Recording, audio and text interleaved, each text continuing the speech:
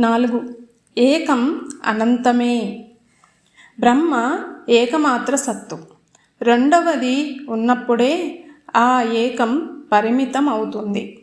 ఇక రెండవది లేదు కావున ఆ ఏకం అనంతం, అంటే బ్రహ్మ అనంతం. 5 పాయింట్. ఒక ఆశ్చర్యం. ఇలా అనంతమైన భగవంతునికి శక్తి కూడా అనంతమే కావాలి. అయినప్పుడు భగవంతుడు అప్పుడప్పుడు, ఉదాహరణకు కృష్ణావతారంలో ఎందుకు అపజయం పాలవుతాడు? అనంత శక్తిలో ఓడిపోగల శక్తి కూడా ఒక అంశం. ఈ శక్తి కూడా అంతర్భాగంగా లేకపోతే ఆ శక్తి అనంతం అనిపించుకోదు అని శ్రీ అరవిందుని ఉద్ఘాటన.